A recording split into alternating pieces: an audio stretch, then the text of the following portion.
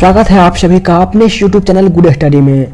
दोस्तों, इस सेशन में हम मौलिक अधिकार के मोस्ट इंपोर्टेंट 30 क्वेश्चन लेकर आए हैं। यदि आप किसी भी एग्जाम की तैयारी कर रहे हैं तो एग्जाम में जाने से पहले इस क्वेश्चन को जरूर देख लीजिएगा। यदि आप सभी को वीडियो पसंद आए तो हमारे इस YouTube चैनल गुड स्टडी को जरूर सब्सक्राइब कर लीजिएगा। तो चलिए शुरू करते हैं। फर्स्ट क्वेश्चन में कहा गया है, भारतीय संविधान में मूलभूत अधिकार किस संविधान से लिए गए थे? ऑप्शन ए अमेरिकी, option B UK, option C Soviet संघ और ऑप्शन नंबर डी इनमें से कोई नहीं। राइट आंसर होगा दोस्तों ऑप्शन नंबर ए अमेरिकी। भारतीय संविधान में मूलभूत अधिकार अमेरिकी संविधान से लिए गए थे। दोस्तों ध्यान से सुनिएगा, यदि किसी व्यक्ति के मौलिक अधिकार का हनन होता है, एक बार फिर से, यदि किसी व्यक्ति के मौलिक अधिकार का हनन होता है तो वह व्यक्ति संविधान के अनुच्छेद 32 के तहत जो है सुप्रीम कोर्ट में जा सकता है जब उसके मौलिक अधिकार का हनन होता है। तो चलते हैं दोस्तों नेक्स्ट क्वेश्चन पे। कहा गया है, निम्नलिखित में से क्या उच्च न्यायालय और उच्चतम न्यायालय दोनों की अधिकारिता के अधीन आता है? ऑप्शन ए संविधान के उल्लंघन के विरुद्ध संरक्षण, ऑप्शन बी केंद्र और राज्य के बीच विवाद, ऑप्शन सी राज्यों के बीच परस्पर विवाद और ऑप्शन नंबर डी मूल अधिकारों का संरक्षण।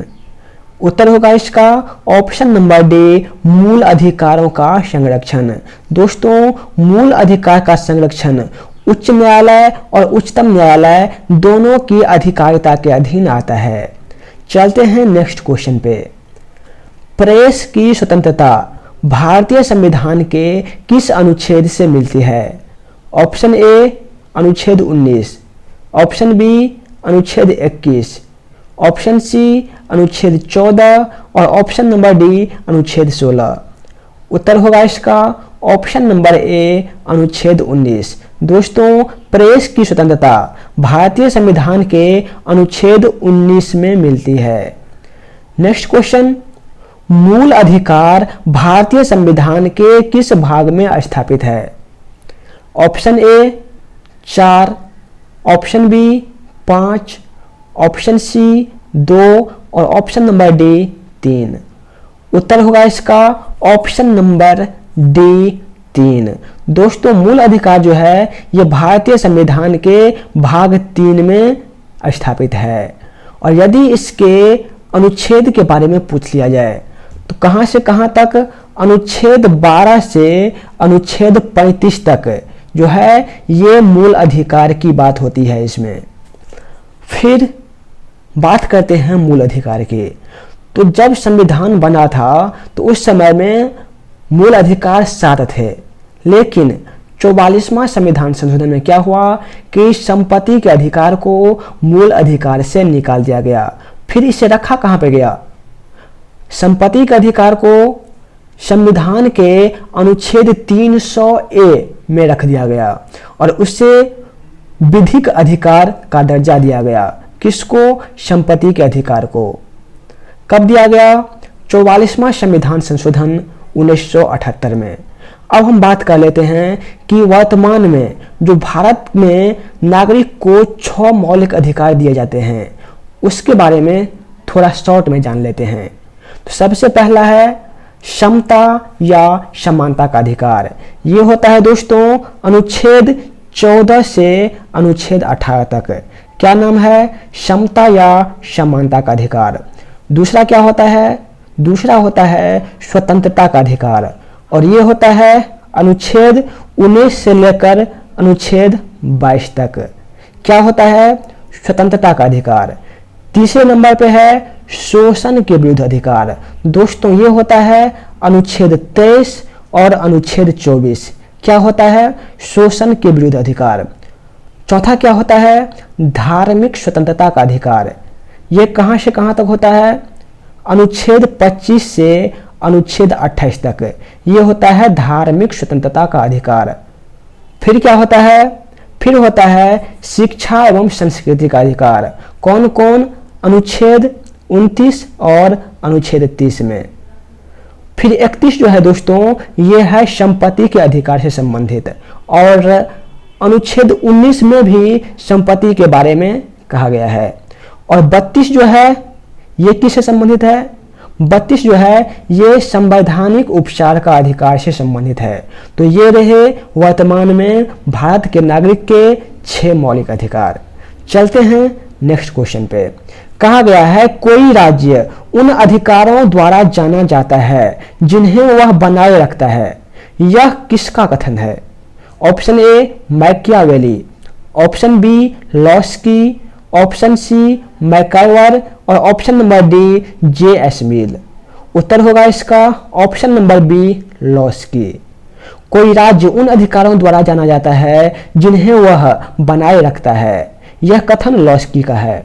नेक्स्ट क्वेश्चन, डॉक्टर अंबेडकर के अनुसार कौन सा अनुच्छेद भारतीय संविधान का सबसे महत्वपूर्ण अनुच्छेद है? ऑप्शन ए अनुच्छेद 21, ऑप्शन बी अनुच्छेद 24, ऑप्शन सी अनुच्छेद 32 और ऑप्शन नंबर डी अनुच्छेद 256। उत्तर हो जाएगा दोस्तों ऑप्शन नंबर सी अनुच्छेद 32। अंबेडकर के अनुसार अनुच्छेद 32 जो है ये भारतीय संविधान का सबसे महत्वपूर्ण अनुच्छेद है, और अनुच्छेद 32 को ही डॉक्टर भीमराव अंबेडकर ने क्या कहा है? दोस्तों इसका जवाब आपको कमेंट बॉक्स में देना है। अंबेडकर जी ने अनुच्छेद 32 को क्या कहा है? चलते हैं नेक्स्ट क्वेश्चन पे। भारत के संविधान के किस अनुच्छेद के अंतर्गत सशस्त्र बलों के सदस्यों के मौलिक अधिकार को विशेष रूप से प्रतिबंधित किया जा सकता है? ऑप्शन ए अनुच्छेद 21, ऑप्शन बी अनुच्छेद 25, ऑप्शन सी अनुच्छेद 33 और ऑप्शन नंबर डी अनुच्छेद 19। राइट आंसर होगा इसका ऑप्शन नंबर सी अनुच्छेद 33। चलते हैं दोस्तों नेक्स्ट क्वेश्चन पे। यदि आप सभी को इसी तरह के वीडियो चाहिए तो हमारे इस यूट्यूब चैनल गुड स्टडी को जरूर सब्सक्राइब कर लीजिएगा। इस तरह के वीडियो डेली अपलोड किए जाते हैं। अगला क्वेश्चन में कहा गया है भारत के संविधान के किस अनुच्छेद के अंतर्गत सशस्त्र बलों के सदस्यों के मौलिक अधिकार को विशेष रूप से प्रतिबंधित किया जा सकता है? दोस्तों ये क्वेश्चन जो है रिपीटेड है, इसका उत्तर हो जाएगा अनुच्छेद 33। नेक्स्ट क्वेश्चन, भारतीय संविधान में अल्पसंख्यकों को मान्यता किस आधार पर दी गई है? ऑप्शन ए धर्म, ऑप्शन बी जाति, ऑप्शन नंबर सी कुल जनसंख्या के साथ उस वर्ग की जनसंख्या का अनुपात और ऑप्शन नंबर डी रंग। उत्तर होगा इसका ऑप्शन नंबर हो जाएगा दोस्तों ए हो जाएगा धर्म के आधार पर। चलते हैं नेक्स्ट क्वेश्चन पे। कहा गया है निम्नलिखित में से वह मौलिक अधिकार कौन सा है जिसे डॉक्टर अंबेडकर के अनुसार संविधान का दिल कहा जा सकता है? ऑप्शन ए संवैधानिक उपचारों का अधिकार, ऑप्शन बी धर्म का अधिकार, ऑप्शन सी समता का अधिकार और ऑप्शन नंबर डी स्वतंत्रता का अधिकार। उत्तर होगा इसका ऑप्शन नंबर ए संवैधानिक उपचार का अधिकार। और दोस्तों ये संविधान के अनुच्छेद 32 से संबंधित है। इसी को अंबेडकर जी ने संविधान का दिल कहा है, संविधान का आत्मा कहा है। चलते हैं दोस्तों नेक्स्ट क्वेश्चन पे। संपत्ति के अधिकार को मौलिक अधिकारों की सूची से किसके शासनकाल के दौरान हटाया गया था? ऑप्शन ए इंदिरा गांधी सरकार, ऑप्शन बी मोरारजी देसाई सरकार, ऑप्शन सी नरसिम्हा राव सरकार और ऑप्शन नंबर डी वाजपेयी सरकार। उत्तर होगा इसका option number B Morarji Desai सरकार। दोस्तों इस समय में सत्ता किसके हाथ में था? सत्ता बीजेपी के हाथ में था, अर्थात भारतीय जनता पार्टी। चलते हैं नेक्स्ट क्वेश्चन पे। भारतीय संविधान के अनुसार संपत्ति का अधिकार है क्या है? ऑप्शन ए मौलिक अधिकार, ऑप्शन बी प्राकृतिक अधिकार, ऑप्शन सी विधिक अधिकार और ऑप्शन नंबर डी नैतिक अधिकार। उत्तर होगा ऑप्शन नंबर सी विधिक अधिकार। दोस्तों संपत्ति का अधिकार विधिक अधिकार के अंतर्गत आता है। अनुच्छेद कौन सा है? का ए। चलते हैं नेक्स्ट क्वेश्चन पे। निम्नलिखित में से कौन सा अधिकार अभी भारतीय संविधान द्वारा एक मौलिक अधिकार के रूप में नहीं दिया गया है? ऑप्शन ए क्षमता का अधिकार, ऑप्शन बी स्वतंत्रता का अधिकार, ऑप्शन सी संपत्ति का अधिकार और ऑप्शन नंबर डी शोषण के विरुद्ध अधिकार। उत्तर होगा इसका ऑप्शन नंबर सी संपत्ति का अधिकार। दोस्तों, संपत्ति के अधिकार को 44वें संविधान संशोधन के तहत संपत्ति के अधिकार को मौलिक अधिकार से हटा दिया गया है। अगला क्वेश्चन, किस संविधान संशोधन अधिनियम द्वारा संपत्ति का अधिकार मूल अधिकार नहीं रहा? उत्तर होगा ऑप्शन नंबर ए 44वां संविधान संशोधन के तहत। कितने में हुआ था? 1978 में हुआ था। नेक्स्ट क्वेश्चन, अभिव्यक्ति की स्वतंत्रता किस मौलिक अधिकार के अंतर्गत आता है? ऑप्शन ए क्षमता का अधिकार, ऑप्शन बी स्वतंत्रता का अधिकार, ऑप्शन सी सांस्कृतिक और शैक्षणिक अधिकार और ऑप्शन नंबर डी संवैधानिक उपचार का अधिकार। उत्तर होगा इसका ऑप्शन नंबर बी स्वतंत्रता का अधिकार। दोस्तों, अभिव्यक्ति की स्वतंत्रता के अधिकार के अंतर्गत आता है। नेक्स्ट क्वेश्चन, किस मौलिक अधिकार के तहत मानव व्यापार निषेध है? ऑप्शन ए क्षमता का अधिकार, ऑप्शन बी शोषण के विरुद्ध अधिकार, ऑप्शन सी संवैधानिक उपचार का अधिकार और ऑप्शन नंबर डी सांस्कृतिक और शैक्षणिक अधिकार। उत्तर हो जाएगा इसका ऑप्शन नंबर बी शोषण के विरुद्ध अधिकार। नेक्स्ट क्वेश्चन, भारतीय संविधान के किस मौलिक अधिकार में कहा गया है कि सभी लोगों को देश का कानून बराबर सुरक्षा प्रदान करेगा? ऑप्शन ए समानता का अधिकार, ऑप्शन बी स्वतंत्रता का अधिकार, ऑप्शन सी शोषण के विरुद्ध अधिकार और ऑप्शन नंबर डी धार्मिक स्वतंत्रता का अधिकार। उत्तर होगा इसका ऑप्शन नंबर ए समानता का अधिकार। चलते हैं नेक्स्ट क्वेश्चन पे। निम्नलिखित में से कौन सी याचिका या परमादेश कोर्ट द्वारा किसी सरकारी अधिकार को उसके आधिकारिक कार्य करने के लिए दी जाती है? ऑप्शन ए प्रतिषेध, ऑप्शन बी परमादेश, ऑप्शन सी अधिकार परीक्षा और ऑप्शन नंबर डी बंदी प्रत्यक्षीकरण। उत्तर होगा इसका ऑप्शन नंबर बी परमादेश।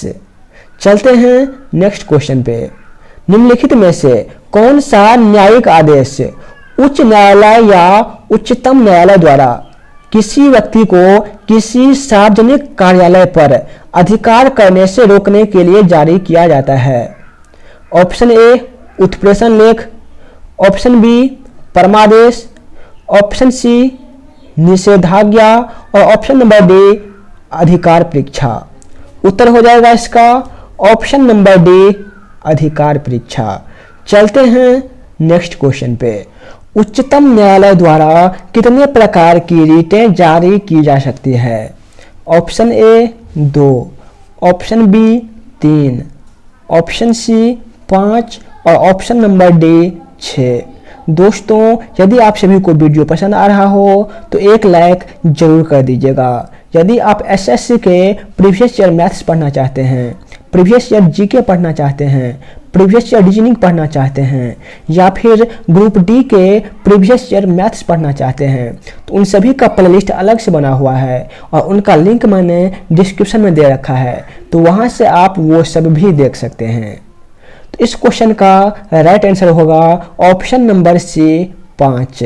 उच्चतम न्यायालय के द्वारा 5 प्रकार की रीटें जारी की जा सकती है। अब बात करते हैं रीट के बारे में।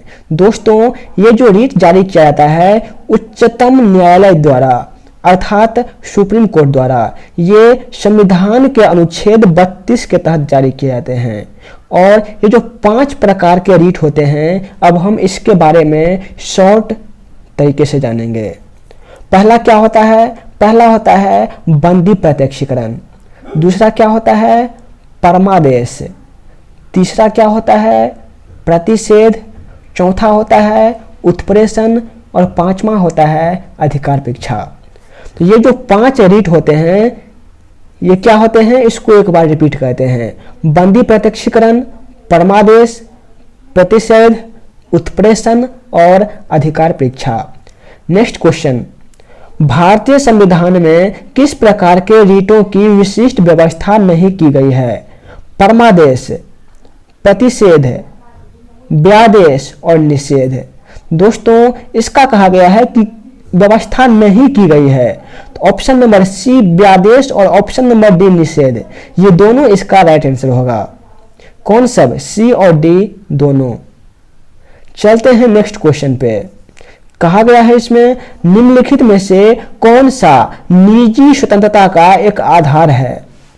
ऑप्शन ए परमादेश, ऑप्शन बी बंदी प्रत्यक्षीकरण, ऑप्शन नंबर सी अधिकार परीक्षा और ऑप्शन नंबर डी उत्प्रेषण। तो राइट आंसर होगा दोस्तों ऑप्शन नंबर बी बंदी प्रत्यक्षीकरण। बंदी प्रत्यक्षीकरण एक निजी स्वतंत्रता का आधार है। अगला क्वेश्चन, निम्नलिखित में से किस स्थिति में बंदी प्रत्यक्षीकरण रीट जारी की जाती है? ऑप्शन ए संपत्ति की हानि, ऑप्शन बी अतिरिक्त कर की वापसी, ऑप्शन नंबर सी दोषपूर्ण पुलिस नजरबंदी और ऑप्शन नंबर डी भाषण की स्वतंत्रता का उल्लंघन। उत्तर होगा ऑप्शन नंबर सी दोषपूर्ण पुलिस नजरबंदी।